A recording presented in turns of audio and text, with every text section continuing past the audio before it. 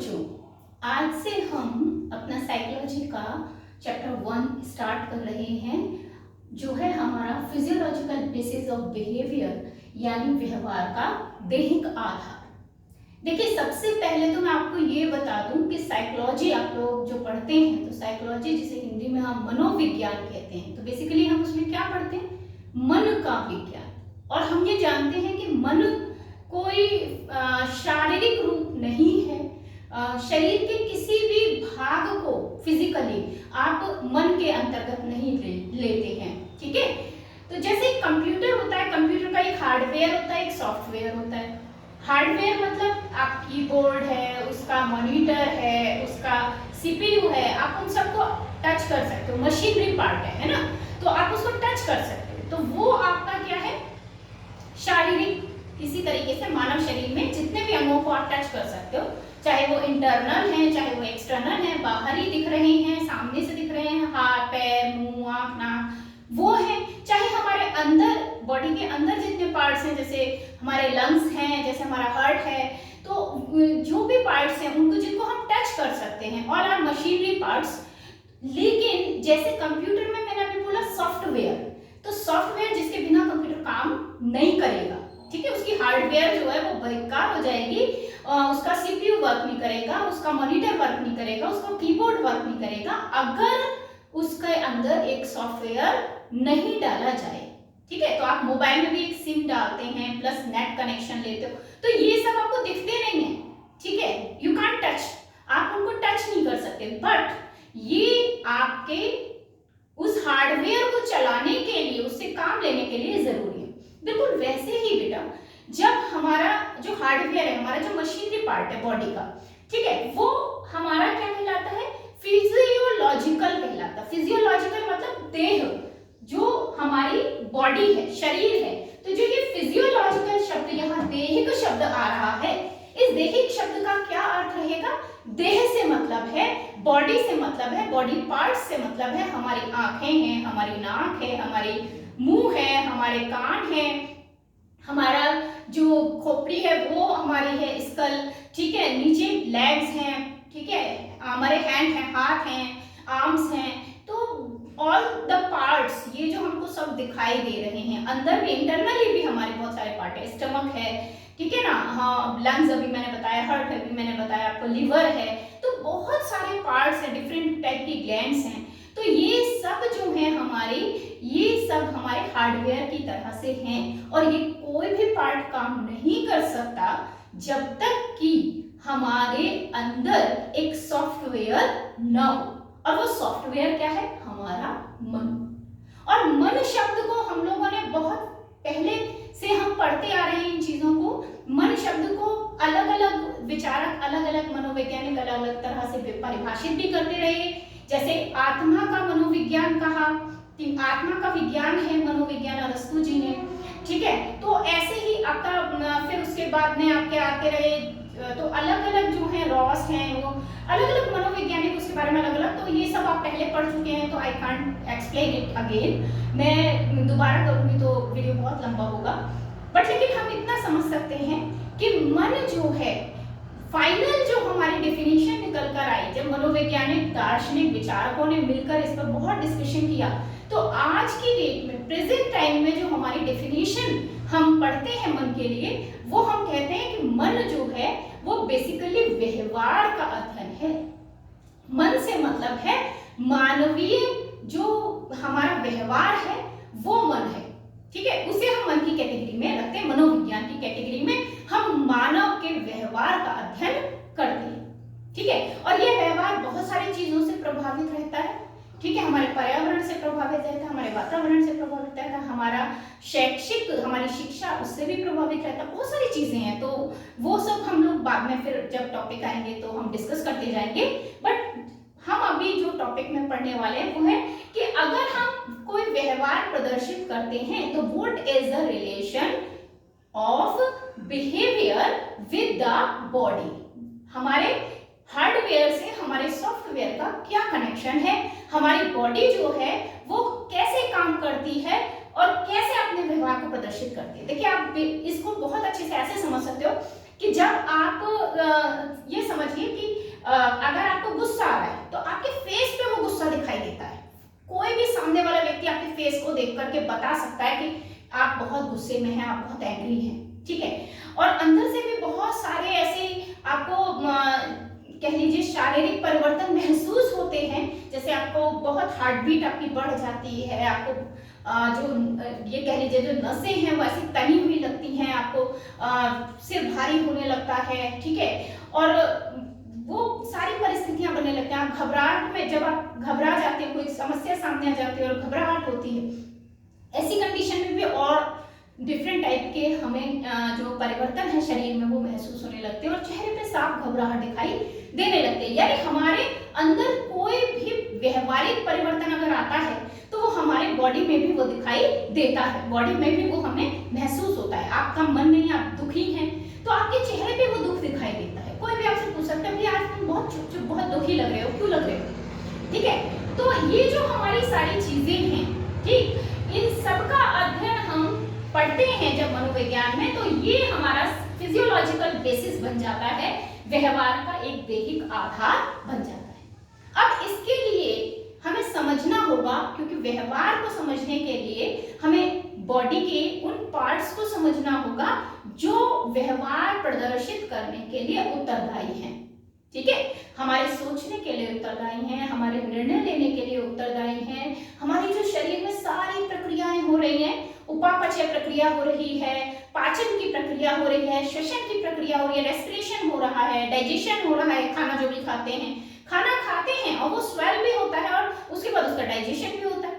सारे पार्ट्स जो हमारे बराबर काम करते जा रहे हैं, हार्ट लगातार पंपिंग कर रहा है, ऑक्सीजन सप्लाई कर रहा है पूरी बॉडी में, तो ये सारे काम जो हो रहे हैं वो कैसे हो रहे हैं, कौन कर रहा है हमारी बॉडी के अंदर और कैसे कर रहा है, तो ये सब हम पढ़ेंगे व्यवहार के दैहिक आधार में, ठीक है। तो पहले स्टार्ट करते हैं हम लोग व्यवहार का दैहिक आधार को।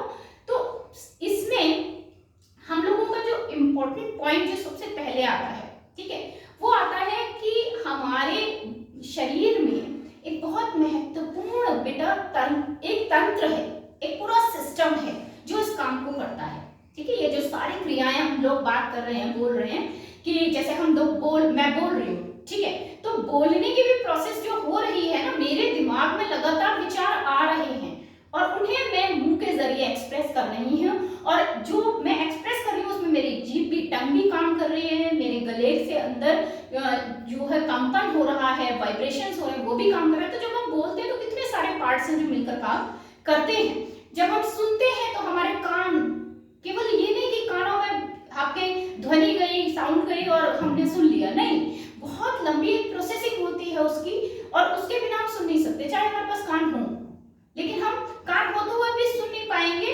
अगर वो अंदर की प्रोसेसिंग जो हमारी यूनिट है उसमें कोई खराबी आ जाएगी। कहने का मतलब है हमारे बॉडी का हर पार्ट जो काम कर रहा है वो एक सिस्टम में काम कर रहा है, और उस सिस्टम को हम कहते हैं नर्वस सिस्टम, ठीक है। हिंदी में कहते हैं हम स्नायु तंत्र। यहाँ बेटा मैं एक बात आपको बता दूं, वैसे हिंदी में जनरली हम लोग इसको बुक में हिंदी में देख रहे हैं क्योंकि यूपी बोर्ड में हिंदी बुक चलती है, लेकिन मैं कोशिश करूंगी कि आप उसे इंग्लिश में भी रखें।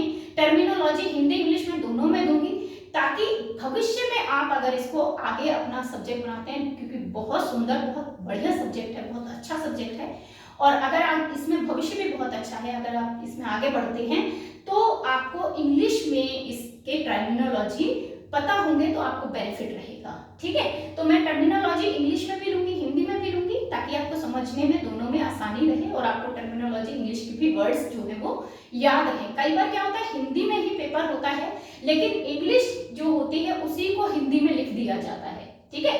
तो ऐसी कंडीशन में आप इंग्लिश का वर्ड अगर आपको पता है तो वो हिंदी में भी लिख कर आ जाए तो आप समझ जाएंगे, ठीक है ना। जैसे नर्वस है तो वो लिख कर दे देते हैं नर्वस, तो आप अब अगर आपको स्नायु पता है, नर्वस नहीं पता, तो आप कंफ्यूज हो जाओगे कि व्हाट इज नर्वस, ठीक है। तो इस तरीके से आपको ये याद रहेगा, तो मैं इसीलिए आपको ये हिंदी इंग्लिश दोनों में ले रही हूँ। चलिए अब स्टार्ट करते हैं।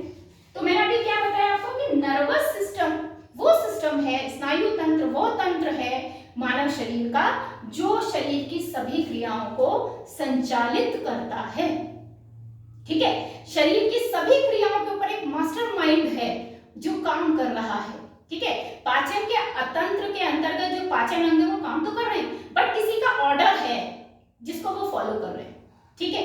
हमारे शरीर में जितने भी हार्मोनल प्रोसेसेस होते हैं जो हम 10th लेवल पर पढ़ते हैं जनरली, तो वो सब कुछ जो हो रहा है वो नर्वस सिस्टम की बदौलत हो रहा है, स्नायु तंत्र। तो हम इस चैप्टर के अंदर हम यही चीज पढ़ेंगे कि हमारा स्नायु तंत्र किस तरह काम करता है, उसके अंतर्गत क्या क्या आते हैं, ठीक है। तो स्नायु तंत्र जो है हमारा नर्वस सिस्टम, ये 2 पार्ट्स में डिवाइड रहता है, ठीक है। जो हमारा नर्वस सिस्टम है, स्नायु तंत्र है, इसमें 2 भाग होते हैं। एक भाग होता है आपका केंद्रीय स्नायु तंत्र, जिसे इंग्लिश में हम कहते हैं सेंट्रल नर्वस सिस्टम, ठीक है। केंद्रीय स्नायु तंत्र, सेंट्रल नर्वस सिस्टम, इसको बहुत शॉर्ट में सीएनएस कह दिया जाता है। तो कई बार सीएनएस भी लिखा आ जाए तो आपको कंफ्यूज नहीं होना है, C for central, N for nervous, S for system, central nervous system, ठीक है। तो केंद्रीय स्नायु तंत्र, सेंट्रल नर्वस सिस्टम एक पार्ट हो गया नर्वस सिस्टम का, और दूसरा पार्ट होता है peripheral nervous system. Peripheral nervous system जिसे हिंदी में हम कहते हैं परिधीय स्नायु तंत्र, और परिधीय स्नायु तंत्र को हम शॉर्ट में क्या कहेंगे, PNS, P for peripheral, N for आपका नर्वस और एस फॉर सिस्टम, ठीक है। अब हमारा जो सेंट्रल नर्वस सिस्टम है, तो सेंट्रल शब्द याद जानते हो, देखो सेंट्रल गवर्नमेंट, ठीक है, वो हमारे भारत की सबसे प्रमुख पार्ट होता है जो सारे राज्यों के ऊपर है, ठीक है। तो सेंट्रल नर्वस सिस्टम भी बिल्कुल वैसे ही मेन केंद्रीय भाग है, वो प्रमुख भाग है जो हमारे सारे बॉडी पार्ट्स को कंट्रोल करता है, उनकी फंक्शनिंग को कंट्रोल करता है, वो कैसे काम करेंगे ये डिसाइड करता है, ठीक है। हम कौन सा काम कैसे सीखेंगे ये भी डिसाइड करता है। तो ये सारी चीजें जो है सेंट्रल नर्वस सिस्टम से होती हैं, जो हमारा केंद्रीय स्नायु तंत्र, और उसका सबसे प्रमुख पार्ट जो है वो है ब्रेन यानी मस्तिष्क। तो ये अगर मैं आपसे शुरू में भी पूछती कि व्यवहार का भाई ये सारा काम कौन कर रहा है, तो आप आराम से बोल देते ब्रेन करता है, क्योंकि हम शुरू से पढ़ते हैं दिमाग जो होता है हमारा वो सबसे इंपॉर्टेंट, वो सारे बॉडी पार्ट्स को कंट्रोल करता है। बट वो दिमाग किस कैटेगरी में आता है, सेंट्रल नर्वस सिस्टम की कैटेगरी में आता है। हमारे केंद्रीय स्नायु तंत्र के अंतर्गत आता है हमारा ब्रेन, ठीक है। और केवल ब्रेन नहीं आता, ब्रेन के साथ एक चीज और आती है, दैट इज स्पाइनल कॉर्ड, मेरुरज्जु। मेरुरज्जु को बहुत साधारण रूप में मैं कहूं तो आपकी रीढ़ की हड्डी, बैकबोन, उसको बैकबोन इसीलिए बोलते हैं, एक तो बैक में है और दूसरे वो मेन पार्ट है, मस्तिष्क के बाद सेकंड नंबर है। जैसे प्रधानमंत्री के नीचे उप प्रधानमंत्री हो सकता है, बिल्कुल वैसे ही मस्तिष्क के नीचे मेरुरज्जु काम करता है। मस्तिष्क तो एक फाइनल डिसीजन देने वाला है, लेकिन बहुत सारे ऐसे डिसीजंस जिसकी जरूरत नहीं है मस्तिष्क को देने की, वो सारे डिसीजंस ये ले लेता है स्पाइनल कॉर्ड, ठीक है। तो जब हम इसके बारे में विस्तार से पढ़ेंगे तो हम जानेंगे कि स्पाइनल कॉर्ड क्या क्या काम करता है और ब्रेन क्या क्या काम करता है, ठीक है। तो सेंट्रल नर्वस सिस्टम क्लियर हो गया। अब हम बात करते हैं पेरिफेरल नर्वस सिस्टम की, जिसको मैंने अभी आपको क्या बताया, परिधीय स्नायु तंत्र। परिधीय स्नायु तंत्र जो हमारा होता है, ये जो हमारा ब्रेन है और जो स्पाइनल कॉर्ड है, तो जैसे देखो प्रधानमंत्री है और भले उप प्रधानमंत्री है, तो वो अकेले नहीं पूरे देश का काम करते, अकेले तो नहीं करते सारा काम, वो क्या करते हैं, उनके अंडर बहुत सारे मंत्री होते हैं, ठीक है। उन मंत्रियों के अंडर भी बहुत सारे अधिकारी होते हैं, उन अधिकारियों के अंडर भी छोटे और लेवल के अधिकारी होते हैं, ठीक है ना। उन अधिकारियों, छोटे लेवल के अधिकारियों के अंडर भी बहुत सारे लोग हैं जो काम कर रहे हैं, ठीक है। तो एक चेन है पूरी, ठीक। तो मेन हमारा जो हेड है वो कौन है, ब्रेन है, मस्तिष्क है, उसके नीचे कौन है, स्पाइनल कॉर्ड है, जो ब्रेन के साथ ही है लगभग, लेकिन ब्रेन की एब्सेंस में वो निर्णय लेता है। जहां ब्रेन की जरूरत नहीं है निर्णय लेने की, वहां वो निर्णय लेता है। जहां बहुत इंपॉर्टेंट होता है, स्पाइनल कॉर्ड नहीं ले सकता निर्णय, वहां वो ब्रेन को कह देता है कि भाई आप ही निर्णय लो, तो ब्रेन डिसीजन लेता है ऐसी कंडीशन में, ठीक है। सोचने समझने के जितने काम होंगे वो सारा ब्रेन ही करेगा। स्पाइनल कॉर्ड सोचने समझने का काम नहीं करता, जो पहले से सोचे हुए काम है उन्हें करता है, ठीक है। अब जो हमारा पेरिफेरल नर्वस सिस्टम है, ये वो तंत्र है, बहुत सारे, जैसे मैंने कहा ना, इनके नीचे बहुत सारे मंत्री होते हैं, मंत्रियों के नीचे बहुत सारे अधिकारी होते हैं, तो ये उन सभी के तंत्रिका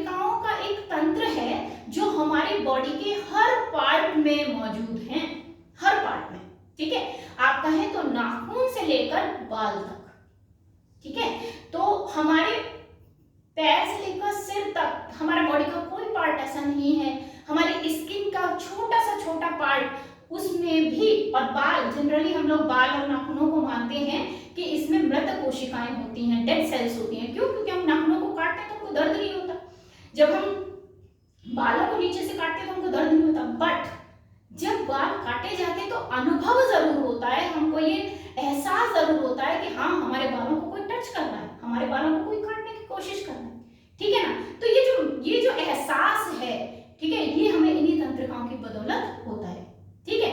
तो ये जो पेरिफेरल नर्वस सिस्टम है वो तंत्रिकाओं का तंत्र है जो शरीर के सभी अंगों में फैला हुआ है। अब ये जो तंत्र है, ये तंत्र भी दो तरह का है। पेरिफेरल नर्वस सिस्टम भी हमारा कितने तरह का है? दो तरह का है। एक है सोमेटिक नर्वस सिस्टम, जिसको हम कायिक तंत्रिका तंत्र हिंदी में कहते हैं। दूसरा है हमारा स्वचालित तंत्रिका तंत्र, जिसे हम ऑटोनॉमिक नर्वस सिस्टम कहते हैं।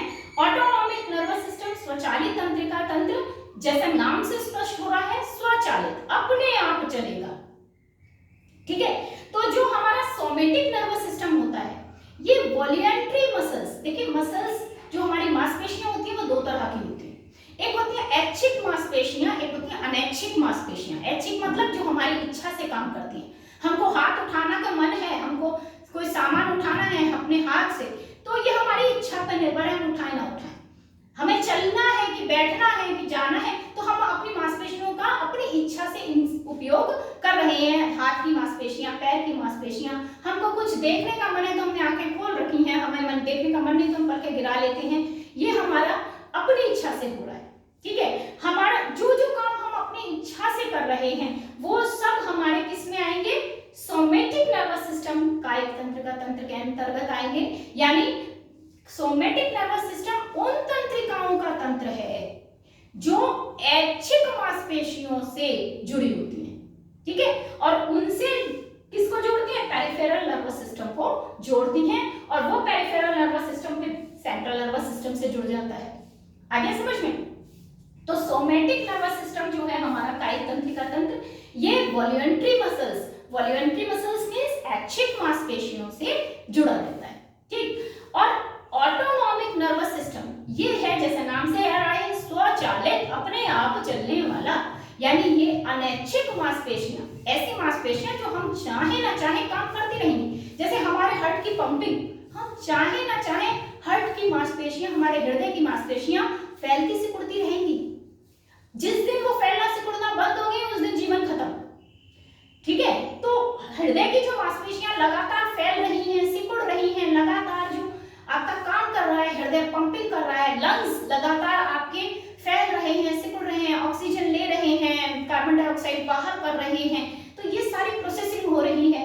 आप आंखों से देख रहे हैं, आप कितना भी देखने की कोशिश कीजिए, लेकिन पलकें आपकी झपक जाती हैं कुछ समय के लिए, बहुत शॉर्ट ऑफ टाइम के लिए, बहुत छोटे से सेकंड से भी छोटा समय हम लोग अपनी पलकों को झपक लेते हैं आंखों को आराम देने के लिए। तो वो जो हम कर रहे हैं वो अनैच्छिक है, हम चाहे ना चाहे अपने आप होगा, ठीक है। तो ये सारा ऑटोनॉमिक नर्वस सिस्टम काम करता है। अब हमारे जो सोमेटिक नर्वस सिस्टम है ये भी दो तरह का है, ठीक है। ये सोमेटिक नर्वस सिस्टम में हमारी कौन कौन सी, मैंने क्या बताया भी आपको कि सोमेटिक नर्वस सिस्टम में हमारी नर्व्स आती हैं, तंत्रिकाएं आती हैं। तो वो कौन कौन सी तंत्रिकाएं होती हैं? एक होती है कार्निवल, ठीक है, कार्नियल नर्व्स, और दूसरा होती है स्पाइनल नर्व्स।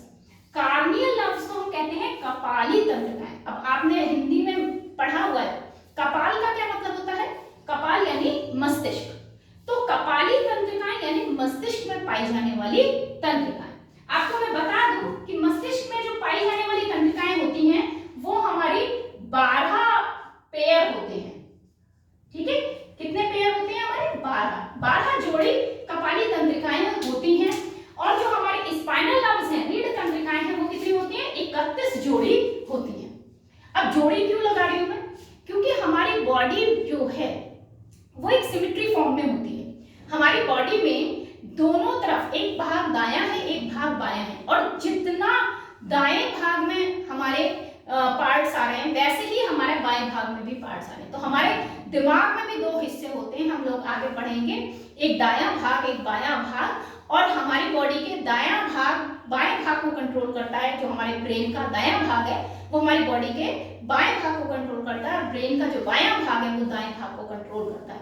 तो कहने का मतलब है कि जो हमारी ये पेयर है, पेयर इसलिए आया कि हमारे ब्रेन से निकलने वाली 12 तंत्रिकाएं जो होंगी, कपाल से निकलने वाली, मस्तिष्क से निकलने वाली 12 तंत्रिकाएं हैं, वो एक भाग में जा रही है, दाएं भाग में समझ लीजिए, और 12 तंत्रिकाएं बाएं भाग में जा रही है। तो टोटल जा तो 24 रहेंगे, बट वो कहलाएंगी 12 जोड़ी। ऐसे ही हमारी स्पाइनल नर्व्स 31 पेयर होते हैं, ठीक है। तो 31 दाएं भाग में और 31 बाएं भाग में, ठीक है। अब जो हमारी कार्नियल नर्व्स हैं, ये भी हमारी अलग अलग 3 प्रकार की होती हैं। एक होती है हमारी घ्राण संवेदी, घ्राण मतलब गंध, गंध की संवेदना से जुड़ी होती हैं, गंध को सूंघना किसी भी चीज को। तो ये नोज जो नाक से हम सूंघते हैं, तो बेसिकली बेटा नाक से नहीं सूंघते हैं हम लोग, नाक से तो सिर्फ हम हवा अंदर लेते हैं, सूंघते बेसिकली हम अपने ब्रेन से हैं, दिमाग से हैं। हम लोग इसके बारे में बाद में पढ़ेंगे। तो ऑल्फैक्टरी नर्व्स वो नर्व्स होती हैं जिनके द्वारा हम गंध का अनुभव करते हैं। तो ऑल्फैक्टरी नर्व्स गंध का अनुभव कराती हैं। कई बार ऐसे ही लिखा जाता है ऑल्फैक्टरी, तो हिंदी में नहीं लिखा होता घ्राण संवेदी, तो घ्राण संवेदी लिखा है तो भी गंध, अगर ऑल्फैक्टरी लिखा है तो भी गंध, ठीक है। दूसरी होती है ऑक्यूमुलेटर, ऑक्यूमुलेटर जिन्हें हम कहते हैं दृष्टि संवेदी, दृष्टि संवेदी मतलब विजन, आपकी दृष्टि से संबंधित। और तीसरी होती है ग्लॉसोफेरेंगल,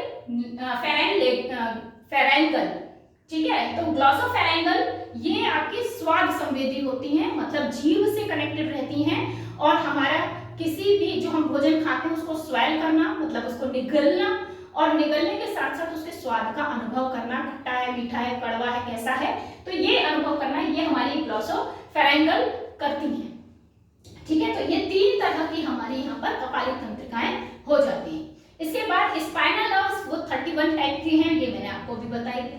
अब बात करें ऑटोनॉमिक नर्वस सिस्टम की, तो ऑटोनॉमिक नर्वस सिस्टम में आप लोगों को दिख रहा है कि जो सिंपैथेटिक, एक 2 तरह का है, सिंपैथेटिक और पैरासिम्पैथेटिक।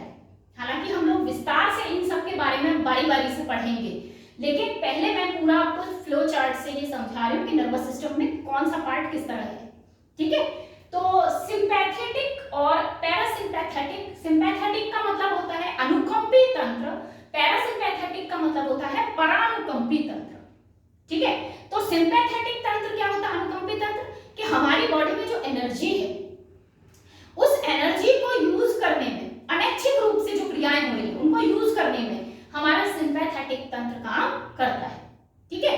तो एनर्जी को यूज करता है, जैसे हमारा हार्ट फैलता है, ठीक है। तो हार्ट की जो मांसपेशियां हैं फैलती हैं, लंग्स की मांसपेशियां हैं फैलती हैं, तो जब वो फैलेंगी तो उनको एनर्जी चाहिए फैलने के लिए, ठीक है। तो वो काम अनुकंपी तंत्र करता है। लेकिन जब हमारा हार्ट की मांसपेशियां सिकुड़ती हैं, जब हमारे लंग्स की मांसपेशियां सिकुड़ती हैं, तो वो उस एनर्जी को क्या कर देते हैं, रिलीज कर देते हैं, उसको छोड़ते हैं और एनर्जी को रीस्टोर करते हैं, अपने अंदर रीस्टोर करते हैं, फिर से जमा करने की कोशिश करते हैं, ठीक है। तो वो काम करता है परानुकंपी। तो मांसपेशियों का फैलना अनुकंपी तंत्र का काम होगा, मांसपेशियों को सिकुड़ना मांसपेशियों का वो परानुकंपी तंत्र का काम होगा, और ये हमारी इच्छा के बिना होता रहेगा, हम चाहें या ना चाहें, ठीक है। हम चाहें या ना चाहें ये काम होते रहेगा, इसीलिए ये स्वचालित है, ऑटोनॉमिक है, ठीक है। तो यहाँ ये आपका व्यवहार के दैहिक आधार में हमारा नर्वस सिस्टम किस तरीके से डिवाइडेड है डिफरेंट पार्ट्स में, ये हमने आज समझ लिया। अब नेक्स्ट वीडियो में हम लोग समझेंगे, शुरू से हम शुरुआत करेंगे सेंट्रल नर्वस सिस्टम, और सेंट्रल नर्वस सिस्टम में हम बात करेंगे ब्रेन की, ठीक है। सबसे पहले हम ब्रेन पढ़ेंगे, देन मेरुरज्जु के बारे में पढ़ेंगे पूरा, फिर हम तरह तरह की अपनी तंत्रिकाओं के बारे में पढ़ते जाएंगे, ठीक है। तो इस तरीके से हम क्रम से अपना इन चीजों को पढ़ेंगे, ठीक है। इसमें व्यवहार का दैहिक आधार में आपका शुरू में दिया जाता है संग्राहक, ठीक है। तो रिसेप्टर्स किस तरह उत्तेजनाओं को ग्रहण करते हैं, बट बेटा जब रिसेप्टर्स के बारे में आप पढ़ते हैं तो ब्रेन अगर आपको पहले से पढ़ा हुआ होता है तो समझ में जल्दी आता है, क्योंकि आपको ब्रेन के सारे पार्ट्स की नॉलेज हो जाती है कि ब्रेन में कौन कौन से पार्ट हैं और कैसे कैसे काम कर रहे हैं। तो आप रिसेप्टर्स का जो पूरा फंक्शनिंग है